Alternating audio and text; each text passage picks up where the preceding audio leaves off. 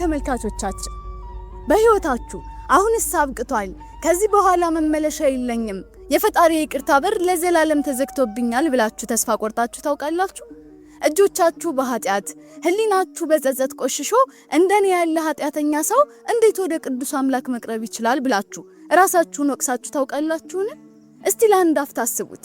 በምድር ላይ በሰራችሁት ክፉ ስራ ዓለም ሁሉ ጠልቷችሁ፣ ኃጢአታችሁ በአደባባይ ተገልጦባችሁ፣ ሞት አፉን ከፍቶ በሚጠብቃችሁ የመጨረሻዋ የህይወት ሰከንድ ላይ ደርሳችኋል።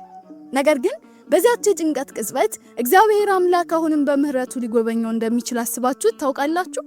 ከ2000 ዓመታት በፊት ፀሐይ ብርሃኗን በከለከለችበት፣ ምድር ከመሰረቷ በተንቀጠቀጠችበት በዚያች አስፈሪ የቀራንዮ አደባባይ ላይ የተፈጸመ የሰውን ልጅ የታሪክ ስሌትና የፍትህ ሚዛን የገለበጠ እውነተኛ ክስተት አለ። በቀኝና በግራ ከተሰቀሉ ሁለት ወንበዴዎች መካከል አንደኛው የመጨረሻዋን የህይወት ጠብታ ተጠቅሞ በህመሙ ውስጥ እንኳን ሆኖ አምላኩ ላይ ሲሳለቅ፣ ሌላኛው ግን ያችን የመጨረሻ እስትንፋሱን ተጠቅሞ አስበኝ በማለቱ ብቻ አብርሃም፣ ይስሐቅ፣ ያዕቆብ፣ ሙሴና ዳዊት ገና ባልገቡባት ገነት በታሪክ የመጀመሪያዋ የገነት ዜጋ ለመሆን በቃ። ተወዳጆች፣ እኛስ ረፍዶብኛል፣ ኃጢአቴ በዝቷል እያልን ከፈጣሪያችን የራቀን በሱስ፣ በዝሙት፣ በክፋትና በድብቃት ያታስረን ለሞት የተዘጋጀን ያህል ተስፋ የቆረጥን እኛ ዛሬ ከዚህ ታሪክ ምን እንማራለን?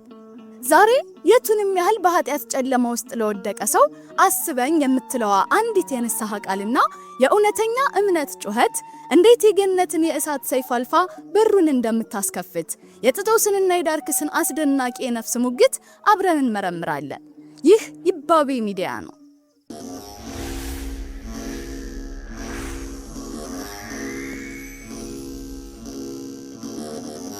በስመ አብ ወወልድ ወመንፈስ ቅዱስ አሐዱ አምላክ አሜን። ከማንኛውም ታላቅ ውድቀት ጀርባ የተዘነጋ የትዕቢት ስራ አለ።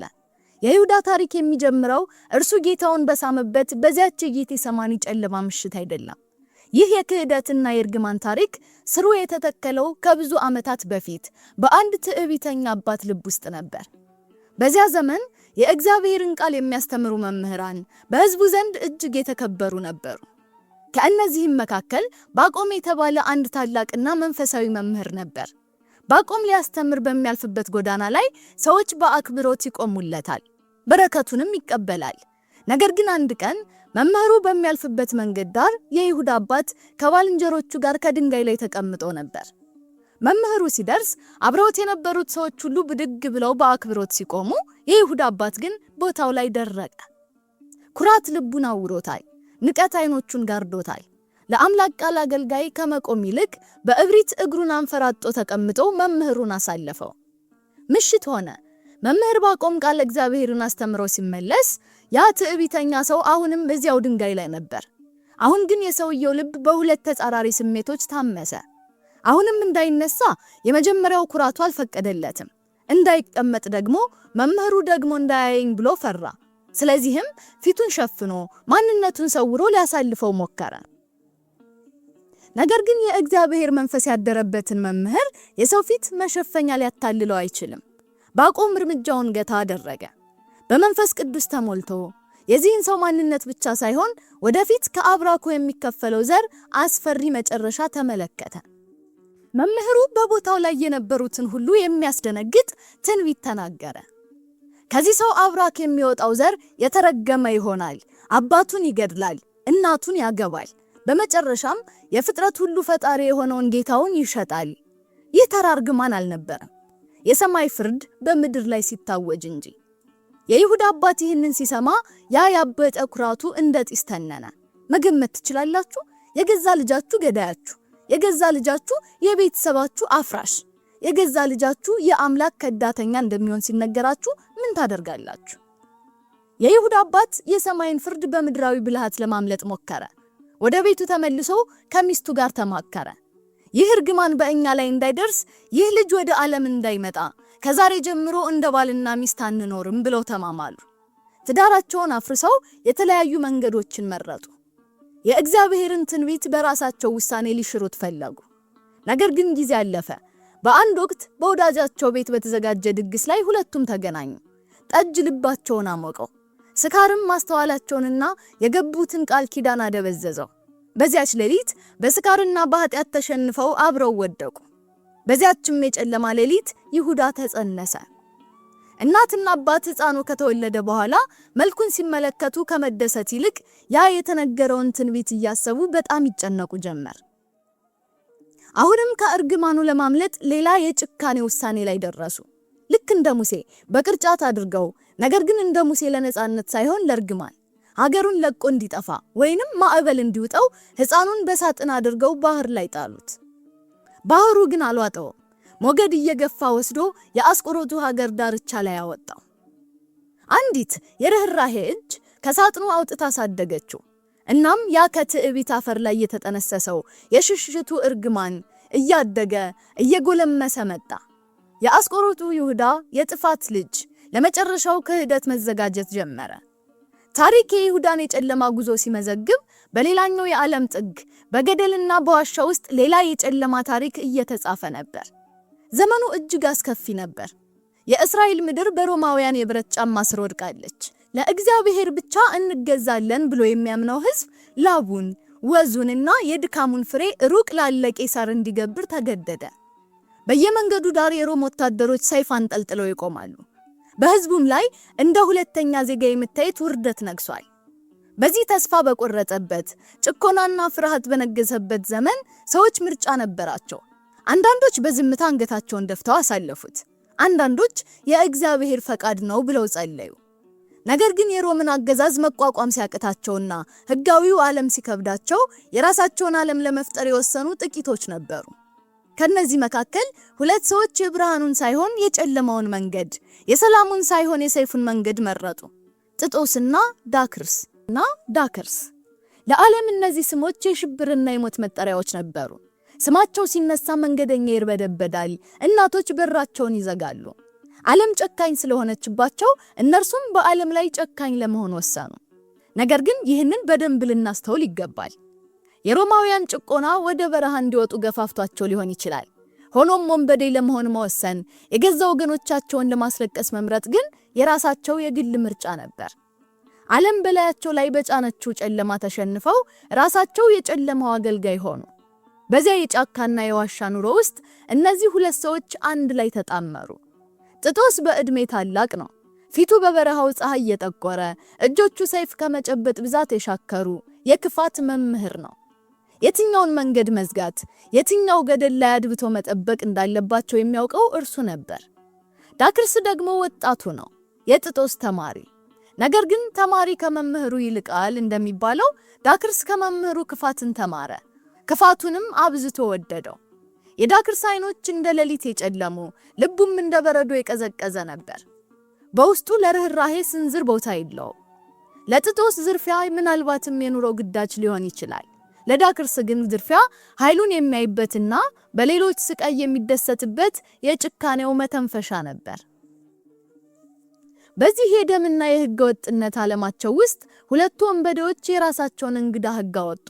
የጫካው ሕግ የእግዚአብሔርንም ሆነ የሰውን ሕግ በጣሱበት በዚያ በረሃ በመካከላቸው የንብረት ክፍፍል ጠብ እንዳይነሳ አንድ ስምምነት አደረጉ። የዛሬው ቀን ዝርፊያና ምርኮ ሙሉ በሙሉ ያንተ ነው፣ የነገው ቀን ዝርፊያ ደግሞ የኔ ነው የሚል የጭካኔ ተራ ወጡ። በራሳቸው የኃጢአት መለኪያ የተጣመመ ፍትህ ፈጠሩ። ይህ የጫካ ሕግ ጓደኝነታቸውን የጠበቀላቸው ይመስል ነበር።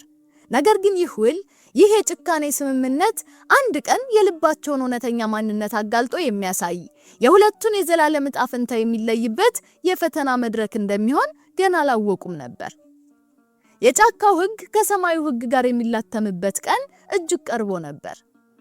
በአንድ ቀን እንዲህ ሆነ። የሄድሮስን የጭካኔ ሰይፍ ሽሽት ከገሊላ የተነሱት ድንግል ማርያም፣ አረጋዊ ዮሴፍ፣ ሰሎሜና የዓለምን ሁሉ ሸክም የተሸከመው ሕፃኑ ኢየሱስ ክርስቶስ በስደት በነበሩበት ጊዜ በነበሩበት ወቅት የሰውን ደም እንደ ውሃ የሚያፈሱት ልባቸው እንደ አለት የደነደነው የጫካው አውሬዎች ጥጦስና ዳክርስ ከሩቅ አይተዋቸው እንደ አዳኝ አሞራ ለ6 ቀናት ሙሉ በበረሃው ሲከተሏቸው ቆዩ። በሰባተኛው ቀን ወንበዴዎቹ ያዟቸው። በመንገድ ላይ ሳሉ ጥጦስና ዳክርስ ከድንጋዩ ጀርባ እንደ ጥላ ብቅ አሉ። ፍርሃት በበረሃው ላይ ነገሰ። ሰሎሜ ድንጋጤዋ ከፍቶ የያዘችውን ስንቅና ልብስ ጥላ ነፍሷን ለማዳን ሸሸች። ዮሴፍ በሽምግልና አቅሙ ድንግል ማርያምንና ሕፃኑን እንደመከላከል ሞከረ። ማምለጫ አልነበረም። በጫካው ሕግ መሰረት የዚች ቀን ምርኮና ዝርፊያ የዳክርስ ተራ ነበር። ዳክርስ የሶሎሜን ልብስና የቅዱስ ቤተሰብ ስንቅ ላይ አይኑን ጥሎ ሰይፉን መዞ በስስትና በጭካኔ ወደ እነርሱ ተጠጋ። እርሱ ያየው በቀላሉ የሚዘረፍ ንብረትና አቅመቢስ መንገደኞችን ብቻ ነው። ነገር ግን ከኋላው ቆሞ ሁኔታውን የሚከታተለው ጥጦስ አይኖቹ ያረፉት በስንቁና በልብሱ ላይ አልነበረም። አይኖቹ ያረፉት በድንግል ማርያም ፊት ላይ ነበር። በፍርሃቷ ውስጥም ቢሆን በፊቷ ላይ የሚታየው መለኮታዊ ግርማ የነገስታት ወገን እንጂ የተራ መንገደኛ አልመሰለውም። ከዚያም አይኖቹን ወደ ሕፃኑ መለሰ። ያ ሕፃን በበረሃው ፀሐይ ውስጥም ቢሆን የንጽህና ብርሃን ይፈነጥቃል። ከነቢያት አንዱ እንጂ የወንበዴ ምርኮ መሆን የማይገባው ታላቅነት አየበት። ለዓመታት በክፋት የደነደነው የሰው ደም በማፍሰስ የቆሸሸው የጥጦስ ልብ በዚያች ቅጽበት በአንድ የእግዚአብሔር የርህራሄ ጣት ተነካ። አይሆንም አለ በልቡ። ይህችን እናት ማስለቀስ፣ ይህንን ሕፃን ማስፈራራት አልፈለገም። ዳክርስን አስቆመው። ስማኝ ዳክርስ፣ የቀማናቸውን እንመልስላቸው አለው። ዳክርስ ዞር ብሎ በንቀት ተመለከተው። እንዲህ ያለ ርህራሄ ከየት መጣብህ? ይህንን ውንብድና ያስተማርከኝ እኮ አንተ ነህ። ሌላው ደግሞ ዛሬ የቀማነው የኔ ድርሻ ነው። የራስህን ተራ ወስደህ የኔን ድርሻን መልስላቸው ትላለህ ብሎ በቁጣ ጮኸበት። የጫካው ሕግ ትክክል ነው። ተራው የዳክርስ ነው። ዳክርስ ሕፃኑ ፍጥረትን ሁሉ የሚመግብ አምላክ መሆኑን ባለማወቁ በእጁ የገባችውን አንዲት የርህራሄ ዕድል በስግብግብነት ወረወራት። ጥጦስ ግን ቆርጦ ነበር። ያቀረበው ሐሳብ የጫካውን ሕግም የዳክርስንም ስስት የሚያሸንፍ ነበር። ከገሊላ ጀምሮ እስካሁን ድረስ የዘረፍነውን የኔን ድርሻ በሙሉ አንተ ውሰድ፣ ይህንን ዛሬውን ምርኮ ግን ለኔ ስጠኝና ልመልስላቸው አለው። ዳክርስ በሐሳቡ ተስማማ። የጓደኛውን የብዙ ዘመን ድካምና ሀብት በአንድ አፍታ ወረሰ። ጥጦስ የዘረፉትን ይዞ ወደ ቅዱሱ ቤተሰብ ሲጠጋ ድንግል ማርያም በጽኑ ታለቅስ ነበር። ወንበዴ የቀማውን ይዞ ይሄዳል እንጂ ለምን ቆሞ ይማከራል? ምናልባት የሄሮድስ ወታደሮች ገድለውባቸው በሕፃኑ ምክንያት ልጆቻችን ሞተውብናል ብለው ልጄን ሊገድሉብኝ ይሆን ብላ በሐዘን ተጨነቀች። በዚህ ጊዜ ሕፃኑ ኢየሱስ ክርስቶስ እናቱን እንዲህ አላት፣ አይዞሽ እናቴ አታልቅሽ፣ አይገድሉኝም፣ እንመልስላቸው እያሉ ነው። እኔ በቀራንዮ ስሰቀል እነርሱም በቀኝና በግራዬ ይሰቀላሉ። አንዱ አምላክነቴን አምኖ ይድናል፣ ሁለተኛው ግን አይድንም። ጥጦስ ንብረታቸውን መለሰላቸው። ሕፃኑንም አቅፎ በወሰደው ጊዜ ድንገት ከወገቡ ላይ ሰይፉ ወድቆ ተሰበረ። ወንበዴ ያለ ሰይፍ ባዶ ነውና ጥጦስ እጅግ አዘነ። ጌታም የሰይፍህን ስብርባሪ ሰብስበው አለው። ጥጦስ ስብርባሪውን ሲሰበስብ ያ በእቅፉ የነበረው ሕፃን እንደ ቀድሞው ይሁንልህ ብሎ ተናገረ። በዛት ቅጽበት የብረቱ ስብርባሪዎች ተገጣጥመው ሰይፉ እንዳልተሰበረ ሆነ። ጥጦስ ተአምራቱን አየ፣ በመደነቅም ደነዘዘ። ያ ከነቢያት ወገን ይመስለኛል ብሎ የገመተው ግምት እውነት ሆኖ አገኘው። ጌታም አይኖቹን ወደ ጥጦስ አዙሮ የሰማይና የምድር ታሪክ፣ የሰው ልጅን የዘላለም ዕጣ ፈንታ የሚቀይር አንድ አስደንጋጭ የትንቢት ቃል ተናገረ። አዳምን ቀድመህ ገነት ትገባለህ። ጥጦስ ይህንን ቃል ሲሰማ ምን ተሰምቶት ይሆን? ያረጀና የቆሸሸ ነፍሱ ይህንን መለኮታዊ ቃል ኪዳን መሸከም ችሎ ይሆን? ጥጦስ በዚያች ዕለት የሕይወት ዘመን ሀብቱን በበረሃው ላይ ጥሎ የዘላለምን ቃል ኪዳን ሰንቆ ተመለሰ። ይህ የርህራሄ ዘር በልቡ ውስጥ ተዘራ። ነገር ግን ፍሬ ለማፍራት 33 ዓመታትንና አንድ አሰቃቂ የቀራንዮ ምሽትን መጠበቅ ነበረበት። የሰው ልጅ በገዛ ጥበቡ ከእግዚአብሔር ቃል ሊሸሽ አይችልም። የይሁዳ ወላጆች ልጃቸውን በሳጥን አድርገው ባህር ላይ ሲጥሉት እርግማኑን አብረው ያሰመጡት መስሏቸው ነበር። ነገር ግን ማዕበሉ ሕፃኑን ወደ አስቆሮቱ ምድር አድርሶት ያ የጥፋት ልጅ እያደገ እየጎለመሰና በጦርነት ጥበብ እየተካነ መጣ። ዘመናት አለፉ። በአስቆሮቱ ሀገርና በይሁዳ የትውልድ ሀገር መካከል የጦርነት ነጋሪት ተመታ። ይሁዳም ሰይፉን ታጥቆ የደሙን ጥማት ሊያረካ ወደ ጦር ግንባር ዘመተ።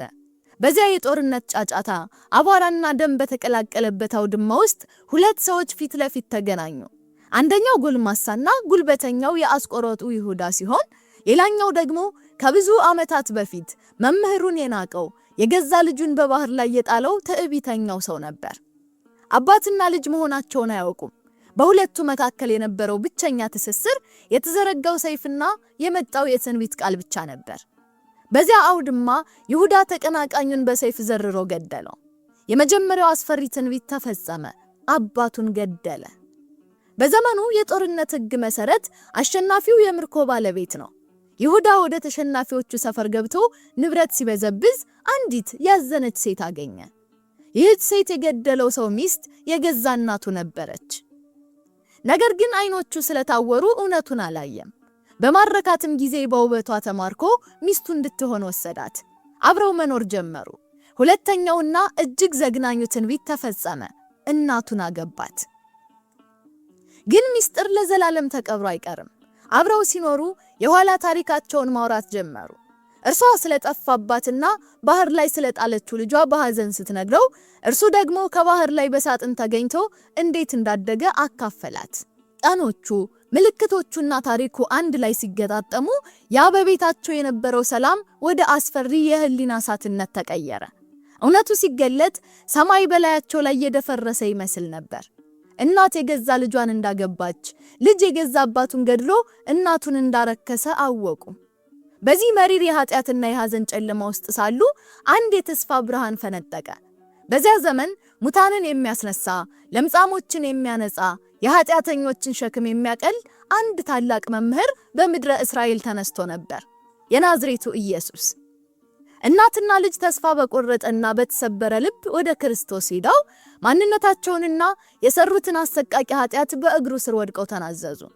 የእግዚአብሔር ምሕረት ግን ከሰው ልጅ ኃጢአት ሁሉ ይሰፋልና ጌታ እናቲቱን ይቅር ብሎ ከ36ቱ ቅዱሳን አንስት ሲደምራት ይሁዳን ደግሞ ከ12ቱ ሐዋርያት አድርጎ መረጠው። አስቡት፣ አባቱን ለገደለ እናቱን ላገባ ሰው ሐዋርያ የመሆን ጸጋ ተሰጠው። ይህ የሕይወቱን ታሪክ የሚቀይርበት፣ ከእርግማን ወደ በረከት የሚሻገርበት ታላቅ ዕድል ነበር። ከጌታ ጋር በላ፣ ጠጣ፣ ተአምራቱን አየ፣ የሕይወትን ቃል ሰማ። ነገር ግን የይሁዳ ልብ ሙሉ በሙሉ አልዳነም ነበር። የገንዘብ ከረጢት በያዘ ቁጥር በውስጡ የተደበቀው ስስታምነት ስጋ ለበሰ። ምንም እንኳን የሰማይ አምላክ አጠገቡ ቢሆንም የይሁዳ አይኖች የሚያዩት የሳንቲሞቹን ብልጭታ ብቻ ነበር። በመጨረሻም ያ ከብዙ ዓመታት በፊት በመምህር ባቆም የተነገረው ያ የመጨረሻውና ከባዱ ትንቢት ይፈጸም ዘንድ ጊዜው ደረሰ። የገንዘብ ፍቅር አሸነፈው። ይሁዳ የተመረጠው ሐዋርያ በጨለማ ተደብቆ ወደ ካህናት አለቆችና ፈሪሳውያን ሄደ። የዓለምን መድኃኒት፣ የፍጥረታት ሁሉ ጌታን ለአንድ ተራ ባሪያ በሚከፈል ዋጋ በ30 ብር ሳንቲም አሳልፎ ለመሸጥ ተስማማ። እርግማኑ መቋጫውን አገኘ። የክህደት ምሽት ተጀመረ። በኢየሩሳሌም ላይ ከባድ ጨለማ ወድቋል። የፋሲካ ወራት ተጠናቋል። ጌታችን ከተከታዮቹ ጋር የቄድሮንን ሸለቆ ተሻግሮ የወይራ ዛፎች ወደ ሞሉበት ወደ ጌቴሰማኒ አትክልት ስፍራ ገባ። ይህ ስፍራ የጸሎት፣ የዝምታና የሰላም ቦታ ነበር። በዚያች ምሽት ግን የጌቴሰማኒ አየር በከባድ ሐዘንና በሚያስጨንቅ ዝግጅት ታፍኖ ነበር። የዓለምን ኃጢአት ሊሸከም የተዘጋጀው የእግዚአብሔር በግ የሞት ላብ እያጠመቀው በሚጸልይበት ሰዓት ከሸለቆ ባሻገር የችቦ ብርሃን ጨለማውን እየገፈፈ መጣ። የሰይፍና የጎመር ጩኸት፣ የከባድ ጫማዎች ኮቴ የሌሊቱን ዝምታ ሰበረው። የካህናት አለቆች፣ ፈሪሳውያንና የሮም ወታደሮች የተሰበሰቡበት ትልቅ የሞት ጭፍራ አትክልት ስፍራውን ከበበው። ነገር ግን ይህንን ክፉ ጭፍራ ከፊት እየመራ ያመጣው የጦር አዛዥ አልነበረም። ከፊት የመራቸው ያ በ30 ዲናር ነፍሱንና ጌታውን የሸጠው የእርግማኑ ልጅ የአስቆሮጡ ይሁዳ ነበር። ወታደሮቹ ኢየሱስን በደንብ ለይተው አያውቁትም። በዚያ በወይራ ዛፎች ጥላ ስር በጨለማው ውስጥ ማናቸውም ጌታ እንደሆነ ሊለዩ አይችሉም። ስለዚህ ይሁዳ አስቀድሞ የሰጠው የክህደት ምልክት ነበር። እኔ የምስመው ሰው እርሱ ነው፣ ያዙትና እንዳያመልጥ ተጠንቅቃችሁ ሰዱት ብሏቸው ነበርና። ይሁዳ በቀጥታ ወደ ጌታችን ቀረበ። አይን ለአይን ተያዩ። በዚያ የፍጥረታት ሁሉ ፈጣሪ ፊት ላይ ምንም አይነት የፍርሃት ጥል አልነበረም። ይሁዳም በድፍረት ረቢ ሰላም ላንተ ይሁን ብሎ ሳመው። አስቡት፣ የፍቅርና የአክብሮት መግለጫ የሆነውን መሳም የሞትና የክህደት መሳሪያ አድርጎ ተጠቀመበት። ኢየሱስ ግን ፊቱን አላዞረም፣ በቁጣ አልተቆጣውም። አይኖቹን ወደ ይሁዳ አቅንቶ ልብን የሚሰብር መለኮታዊ እርጋታ በተሞላበት ድምፅ ወዳጄ እዚህ የተገኘህበት ዓላማ ምንድነው? የሰውን ልጅ በመሳም አሳልፈህ ትሰጣለህን? አለው። የይሁዳ ምርጫ በዚያች ቅጽበት አበቃ። የብርሃን መንገዱን ለዘላለም ዘጋ። ከዚያ በኋላ ጌታችን ለይሁዳ ትኩረት አልሰጠውም። ወደፊት እርምጃ ወጣ ብሎ የችቦው ብርሃን በሚያርፍበት ቦታ ቆሞ ጭፍራውን ማንን ነው የምትፈልጉት አላቸው። እነርሱም በኩራት የናዝሬቱን ኢየሱስን ሲሉ መለሱ። በዚህ ጊዜ የሰማይና የምድር ጌታ ፍጥረታትን ሁሉ በቃሉ ያቆመ አምላክ መለኮታዊ ግርማው በተሞላበት አንደበት እኔ ነኝ አላቸው። ያ እኔ ነኝ የሚለው ቃል ከቅዱስ አንደበቱ ሲወጣ ያ ሁሉ ሰይፍ የታጠቀ ወታደር፣ ያ ሁሉ ትዕቢተኛ የካህናት ጭፍራ መቆም አቅቶት ወደ ኋላ በግንባሩ መሬት ላይ ተደፋ። ሰዎቹ ምን ሊያደርጉ እንደመጡ እስኪጠፋቸው ድረስ በኃይል ተንቀጠቀጡ። ጌታ የፈለገው ኃይሉን ሊያሳያቸው አይደለም፣ እርሱ ራሱን በፈቃዱ አሳልፎ እንደሚሰጥ ሊያስተምራቸው እንጂ። አሁንም ተመልሶ የምትፈልጉት እኔን ከሆነ እነዚህን ተዋቸው ይሂዱ በማለት በዚያች የመጨረሻ የጭንቅ ሰዓት እንኳን ስለ ራሱ ሳይሆን ስለ ወዳጆቹ ሕይወት ተጨነቀ። በዚህ ጊዜ ሐዋርያቱ ምን እየተከናወነ እንዳለ ሲገባቸው ፍርሃትና ቁጣ ተፈራረቀባቸው።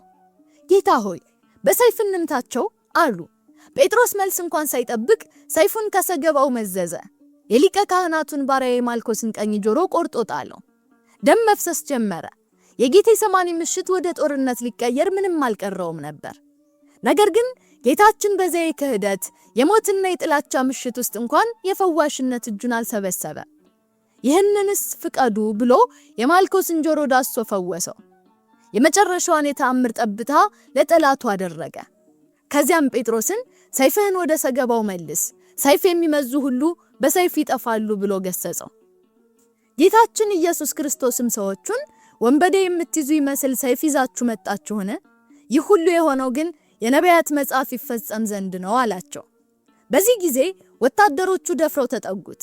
የሰማይና የምድርን ፈጣሪ ራሱን አሳልፎ ሰጣቸው። ያችን ቅጽበት ሲያዩ የጴጥሮስ ሰይፍ፣ የዮሐንስ ፍቅር፣ የያዕቆብ ድፍረት ሁሉም በጌቴሰማኒ ጨለማ ውስጥ ተፍተዋል። ሐዋርያቱ ጌታቸውን ትተው ራሳቸውን ለማዳን ወደ ሌሊቱ ጨለማ ሸሹ። ጌታ ብቻውን ቀረ። ወደ ጲላጦስ አደባባይ፣ ከዚያም ወደ ቀራንዮ ኮረብታ ሊሄድ መንገድ ጀመረ። በዚያ ኮረብታ ላይ ግን እርሱን የሚጠብቁት ሐዋርያቱ ሳይሆኑ የሕይወት ዘመናቸውን በጫካ ያሳለፉ ሁለት ወንበዴዎች ነበሩ። የኃጢአት መንገድ መጀመሪያ ምንም ያህል አጓጊ ቢመስልም መጨረሻው ግን ሁልጊዜም ጥፋት ነው። ኃጢአት የቱንም ያህል ዘመን ቢሰጥህ በመጨረሻ የሞት ደመወዝህን መክፈሉ አይቀርም። ለጥጦስና ለዳክርስ ያ የደመወዝ ቀን ደረሰ። ከ30 ዓመታት በላይ በረሃ ለበረሃ ሲንከራተቱ የሰውን ደም ሲያፈሱ ሲያስለቅሱ የነበሩት ሁለት ወንበዴዎች በመጨረሻው የሮም ወታደሮች መዳፍ ውስጥ ወደቁ። የዓመታት ሽሽትና የጭካኔ ኑሯቸው በአንድ አፍታ በቃ። ታስረውና ተዋርደው ለሮማውያን ፍርድ ቀረቡ። የሮም ፍርድ ቤት ደግሞ የምህረት ቦታ አይደለም። የደሃውን የኑሮ አስቸጋሪነት ወይም ለወንጀል የዳረጋቸውን ምክንያት አይሰማም። የሮም ፍርድ አጭር፣ ግልጽና ጨካኝ ነበር። ስቅላት። በዚያ ዘመን ስቅላት ተራ የሞት ቅጣት አልነበረም። የውርደት ሁሉ ጥግ፣ ለከዳተኞችና ለአደገኛ ወንጀለኞች ብቻ የሚበየን፣ እርቃንን በሕዝብ ፊት ተሰቅሎ ስጋ በችንካር ተቀዶ ነፍስ ከስጋ እስክትለይ ድረስ በስቃይ ጥግ ላይ መጣል ማለት ነው። የጫካው ሕግ አበቃ። አሁን የሮማውያን የብረት ሕግ ዋጋቸውን ሊያስከፍላቸው ነው። በጨለማው የዘሩትን በብርሃን ሊያጭዱት ነው። መድረኩ ተዘጋጀ። ስፍራው ቀራንዮ ይባላል፣ የራስ ቅልት ስፍራ፣ የብዙ ወንጀለኞች መጨረሻ፣ የብዙ ተስፋዎች መቃብር የሆነ ምድር። በዚያች ዕለት ግን ያቺ የሞት ኮረብታ የዓለምን ታሪክ ለዘላለም የምትቀይር መድረክ ሆነች። 3 መስቀሎች ወደ ሰማይ አሻቅበው ቆሙ። በቀኝና በግራ ያሉት መስቀሎች የወንበዴዎቹ ናቸው። በመካከላቸው ግን ፍጹም ንጹህ የሆነው በግ፣ የዓለምን ኃጢአት የተሸከመው የናዝሬቱ ኢየሱስ ተሰቀለ። ይህ ተራ የታሪክ አጋጣሚ አልነበረም። የፍጥረት ሁሉ ፈጣሪ፣ የሕያው የእግዚአብሔር ልጅ፣ ዓለማትን በቃሉ ያቆመ አምላክ በገዛ እጁ ስራዎች በሁለት ወንበዴዎች መሃል ተዋረደ። ይህንን ውርደት ለማየት የፍጥረት ዓይን አልቻለም። የሰማይ ብርሃን ጌታ እርቃኑን ሲቆም ፀሐይ ይህንን ግፍ ማየት አቅቷት ብርሃኗን ከለከለች። ቀኑ ወደ አስፈሪ ሌሊት ተቀየረ። ምድር በፈጣሪዋ ላይ የተሰራውን በደል መሸከም አቅቷት ከመሰረቷ ተንቀጠቀጠች። አለቶች ተሰነጠቁ። መቃብሮች ተከፈቱ። ከመስቀሉ ስር ደግሞ የሰው ልጅ ሊሸከመው የማይችለው ሐዘን ይርከፈከፍ ነበር። ንጽሕቲቱ ድንግል ማርያም የሆዷ ፍሬ ልጇ በመስቀል ላይ በችንካር ተወጥሮ ሲሰቃይ አይታ ከሐዘኗ ብዛት የተነሳ በጽኑ የደም እንባን አለቀሰች። ያ የጌታ መዋረድ፣ ያ የድንግል ማርያም ልብ ሰባሪ ለቅሶ በሰማይ ያሉትን ረቂቃን መላእክት በድንጋጤ ያናወጣቸው። እስቲ ያስቡት፣ ሰዶምና ገሞራን በክንፋቸው እሳት ያጠፉት ኃያላኑ መላእክት አሁን የቁጣ ዝምታ ወጧቸዋል።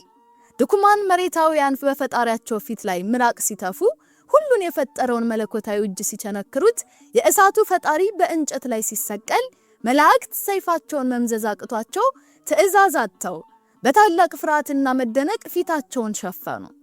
ፈቃዱ ባይሆን ኖሮ ያችን አደባባይ በአንድ ቅጽበት አመድ ማድረግ ይችሉ ነበር። እርሱ ግን በፍቅሩ ብዛት ለሰው ልጅ ቤዛ ሊሆን የውርደትን ጽዋ እስከ መጨረሻዋ ጠብታ መጠጣትን መረጠ። መስቀል ላይ መሆን ማለት የመጨረሻው የህይወት ጠረዝ ላይ መቆም ማለት ነው። ስጋ በችንጋር ሲቀደድ፣ ደም እንደ ውሃ ሲፈስ፣ አየር ማግኘት ሲከብድና የሞት ጥላ ሲያጠላ የሰው ልጅ እውነተኛ ማንነቱ ይገለጣል። በዚያች ጭንቅ ሰዓት ከጌታ ቀኝና ግራ በተሰቀሉት ወንበዴዎች መካከል የተደረገው ሙግት የገንዘብ ወይም የሰይፍ አልነበረም። የነፍስ የዘላለምና የምርጫ ሙግት ነበር። ሁለቱም ያደጉት አንድ ጫካ ውስጥ ነው። ሁለቱም ያፈሰሱት ደም፣ የሰሩት ኃጢአት ተመሳሳይ ነው። ሁለቱም አሁን ያሉት እኩል የሞት ስቃይ ላይ ነው። ነገር ግን በዚህች የመጨረሻ ቅጽበት አንደኛው ስጋው ሲሰቃይ ነፍሱም አብራ ወደ ገሃነም ጥልቅ ወረደች። ሌላኛው ግን ስጋው ሲቆራረጥ ነፍሱ ወደ ብርሃን ተዘረጋች። የመጀመሪያው ድምጽ የዳክርስ ነበር። ያ በግብጽ በረሃ የዛሬው ምርኮ የኔ ድርሻ ነው ብሎ የጨኸው ስግብግብ፣ ያ ክፋትን ከመምህሩ አብልጦ የወደደው ጨካኝ፣ አሁን በመስቀል ላይም ልቡ አራራም። ከስሩ የሚሳለቁትን ፈሪሳውያን አየ። ሌላውን አዳነ፣ ራሱን ግን ማዳን አይችልም እያሉ ሲያፌዙ ሰማ። ከዚያም እርሱ ራሱ በመካከለኛው መስቀል ወደ ተሰቀለው ጌታ ዞሮ በንቀት ተናገረ። አንተ ክርስቶስ ከሆንክ ራስህን አድን፣ እኛንም አድን። ይህ ድምጽ አዲስ አይደለም። ይህ እግዚአብሔር ላይ የሚያምጽ በራሱ ኃጢአት የማይጸጸት መዳንን ሳይሆን ከስቃይ ቅጽበታዊ መውጫን ብቻ የሚፈልግ የትዕቢት ቃል ነው። ዳክርስ እስከ መጨረሻው የህይወት ጠብታ ድረስ በኩራቱ ጸና። የንስሐን በር በገዛ እጁ ዘጋው። በዚህ ጊዜ ሁለተኛው ድምጽ ተሰማ፣ የጥጦስ ድምጽ። እርሱም እንደ ዳክርስ እኩል እየተሰቃየ ነው። ያው ችንካር፣ ያው ውርደት በላዩ ላይ ያርፋል። ነገር ግን በዚያች የመጨረሻ ሰዓት የጥጦስ አይኖች ወደ ሌላ አቅጣጫ ተመለከቱ። ያ ከ33 ዓመታት በፊት በበረሃ ውስጥ ያየው የሕፃኑ ፊት፣ የተሰበረውን ሰይፍ የጠገነበት ተአምር እና ያ አዳምን ቀድመት ገነት ትገባለህ የተባለው ቃል ኪዳን በህሊናው ላይ እንደ መብረቅ በራበት። ጥጦስ ጓደኛውን ዳክርስን አየው። ከዚያም በታላቅ የነፍስ ቁርጠኝነት ገሰጸው። አንተ እግዚአብሔርን አትፈራምን? እኛስ ስለ ስራችን የሚገባንን ፍርድ እየተቀበልን ነው። እርሱ ግን ምንም አላጠፋም። ምን አይነት ቃል ነው ይህ? የትህትና ቃል ነው። እኔ በደለኛ ነኝ ብሎ የማመን ኃላፊነትን የመውሰድና የራስን ኃጢአት አደባባይ የማውጣት ቃል ነው። ጥጦስ በዚያች አስጨናቂ ቅጽበት በመስቀል ላይ የሚሰቃየው ተራ ሰው አለመሆኑን በፍጹም ልቡ አመነ። እናም በተሰባበረ ድምጽ ከስጋው በላይ ነፍሱ እየጮኸች የዓለምን ታሪክ የቀየረችውን ልመና ቀረበ። ጌታ ሆይ በመንግስትህ በመጣህ ጊዜ አስበኝ። እስቲ የዚህችን አረፍተ ነገር ጥልቀት አስቡ። ጥጦስ ከመስቀሉ አውርደኝ አላለም። ስቃዩን አቁምልኝ አላለም። ጠላቶችን አጥፋልኝም አላለም። ያለው አስበኝ ነው። ምንም ተስፋ በሌለበት የዓለም ፍርድ ባበቃበት ቅጽበት ከሞት በኋላ ስላለ ህይወት፣ ስለማትታየው መንግስት መማጸን፣ ይህ የእምነት የመጨረሻው ጫፍ ነው።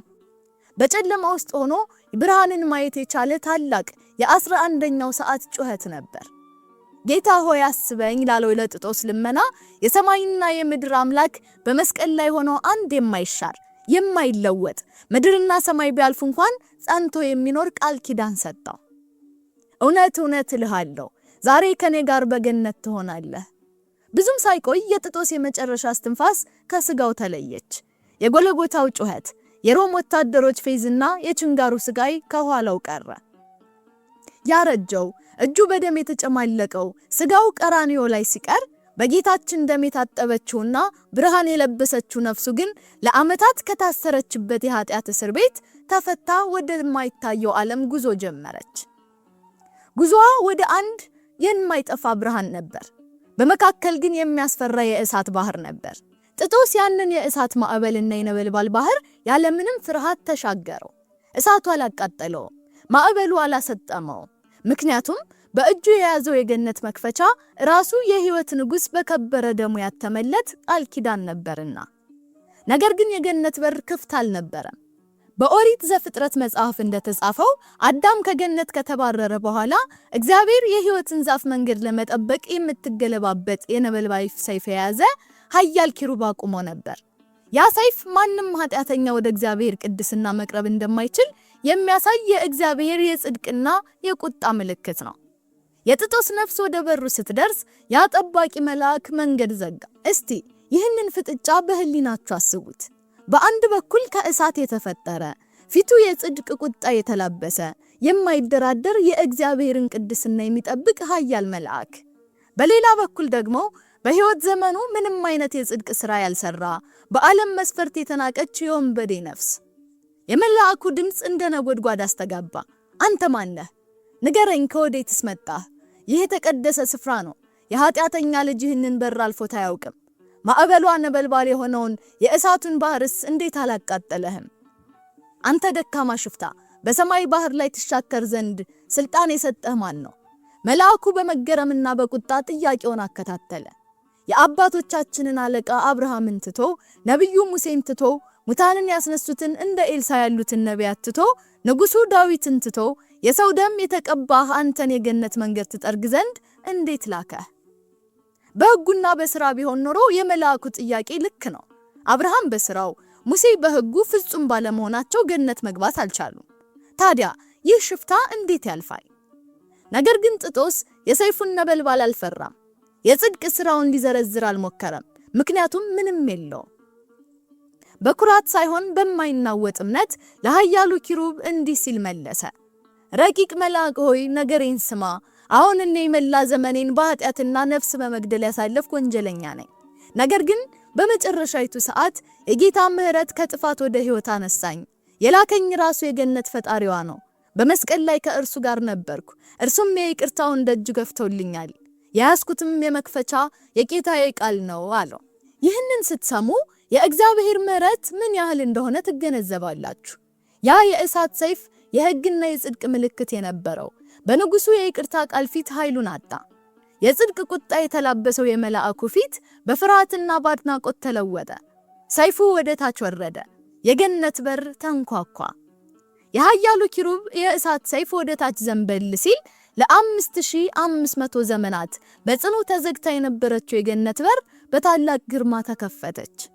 በጌታችን ደም የከበረችው የጥጦስ ነፍስ ወደ ውስጥ ስትገባ ያየችውን ክብር፣ ብርሃንና የሰላም ጥልቀት ለመግለጽ የሰው ልጅ ቋንቋ እጅግ ያጥራል። ነገር ግን በዚያ ሁሉ መለኮታዊ ውበት መሃል አንድ የሚያስደንቅ ልብን የሚሰብርና የእግዚአብሔርን አሰራር ድንቅነት የሚያሳይ ትልቅ ምስጢር ነበር። ገነት ባዶ ነበረች። እስቲ ይህንን እውነት ለአንድ አፍታ ቆም ብላችሁ አስቡት። የሰው ልጅ አባት የሆነው አዳም የት አለ? የእግዚአብሔር ወዳጅ የተባለው ታላቁ አብርሃምስ? የእርሱስ ልጆች የሆኑት ይስሐቅና ያዕቆብስ ወዴት አሉ? ከእግዚአብሔር ጋር ፊት ለፊት የተነጋገረው ሙሴ እንደ ልቤ የሆነ የተባለለት ንጉሥ ዳዊትስ የት ነበሩ? በሕግና በነቢያት የተመሰከረላቸው እነዚያ ሁሉ ታላላቅ ጻድቃን ዘመናቸውን በሙሉ በቅድስና ያሳለፉ አባቶች ገና ወደ ገነት አልገቡም ነበር። እነርሱ በመጠባበቂያ ስፍራ በሲኦል ሆነው የክርስቶስን ቤዛነት፣ የደሙን መፍሰስና የሲኦልን ደጆች መከፈት እየጠበቁ ነበር። ይህ ማለት ምን ማለት ነው? ያ ከ33 ዓመታት በፊት በግብጽ በሚያቃጥለው በረሃ ውስጥ ከሕፃኑ ክርስቶስ አንደበት የወጣው ቃል ያ ከ33 ዓመታት በፊት በግብጽ በሚያቃጥለው በረሃ ውስጥ ከሕፃኑ ክርስቶስ አንደበት የወጣው ቃል ያ የትረካችን መርነሻ የነበረው ታላቅ የትንቢት ቃል አዳምን ቀድመህ ገነት ትገባለህ የተባለው ቃል ኪዳን ቃል በቃል ተፈጸመ ማለት ነው። የአዲሲቱ ገነት በኩር የእግዚአብሔር መንግስት የመጀመሪያው ዜጋ ማን ሆነ? ካህን፣ ነብይ፣ ንጉስ አይደለም። እድሜውን ሙሉ በወንብድና ያሳለፈ እጆቹ የሰውን ልጅ ደም በማፍሰስ የቆሸሹ የህይወቱ ምንም አይነት የጽድቅ ስራ የሌለው ነገር ግን በመጨረሻው የህይወት ጠርዝ ላይ ሆኖ በአንዲት የንስሐ ቃል አስበኝ በማለትና በማይናወጥ እምነት ዓለምን ሁሉ የቀደመው ሽፍታ እርሱ ጥጦስ አዳምን ቀድሞ የገነት ወራሽ ሆነ። ይህ ታሪክ የእግዚአብሔር ጸጋና ምህረት ከሰው ልጅ ስሌትና ህግ ምን ያህል የራቀ መሆኑን አያሳይምን? በህይወቱ ምንም አይነት የጽድቅ ስራ የሌለው ነገር ግን በመጨረሻው የህይወት ጠርዝ ላይ ሆኖ በአንዲት የንስሐ ቃል አስበኝ በማለትና በማይናወጥ እምነት ዓለምን ሁሉ የቀደመው ሽፍታ እርሱ ጥጦስ አዳምን ቀደመ የገነት ወራሽ ሆነ። ይህ ታሪክ የእግዚአብሔር ጸጋና ምህረት ከሰው ልጅ ስሌትና ህግ ምን ያህል የራቀ መሆኑን አያሳይምን?